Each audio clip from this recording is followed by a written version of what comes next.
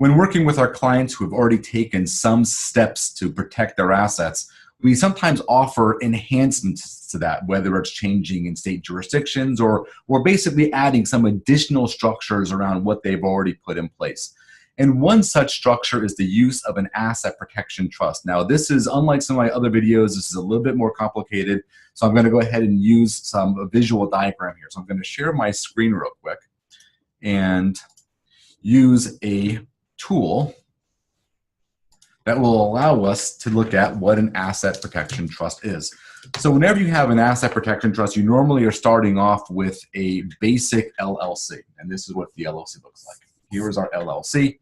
Our clients normally will be serving as the member or the manager of the LLC, and inside here is their cash. Now, the deficiencies of LLCs by themselves is something that's called a charging order. Even though you may use preferred jurisdictions like Delaware, Nevada, South Dakota, Wyoming, Alaska, Nevada, a charging order is still the exclusive remedy. And what a charging order is when you are the member of the LLC and you have a creditor claim coming against you. In this case, the creditor is coming against you. The creditor themselves cannot get inside the LLC to penetrate and foreclose on the LLC assets. That's one of the main benefits of the charging order within these protective jurisdictions. The challenge, however, is although the creditor cannot get in, well, you can't make a distribution out to yourself either. So you're kind of stuck at a stalemate. The creditor cannot reach in and cause a foreclosure or liquidation or distribution of the assets. Those powers are reserved exclusively to the manager.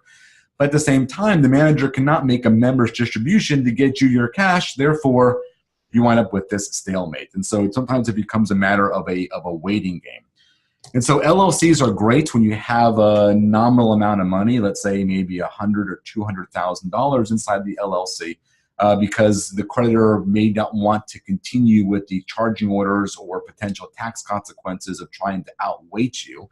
But when you have larger assets, $500,000, $1 million, $2 million, $5 million, now this becomes a very attractive bucket, and the creditors will outweight you, knowing that if you can't get access to your money either because of the charging order, then the creditor may win the waiting game and ultimately not give you that enhanced settlement negotiating position that LLCs would otherwise provide for you. So what's the solution? The solution is to add one additional layer. I'm going to switch the pages over here. And that additional layer is, you start off with the same exact structure. Start off with your underlying LLC with our money inside. The difference here, however, is rather than the individual member owning the LLC is now owned by an asset protection trust. And I like to consider this to be like an electrified fence or barbed wire. And rather than the client themselves being the direct member of the LLC, they are a beneficiary of the trust. So now they're a beneficiary, a Benny, as opposed to the member. And the only way money gets in and out of the electrified fence is through an individual called a trustee. And we set these trustees up in protective jurisdictions. It could be, again, Alaska.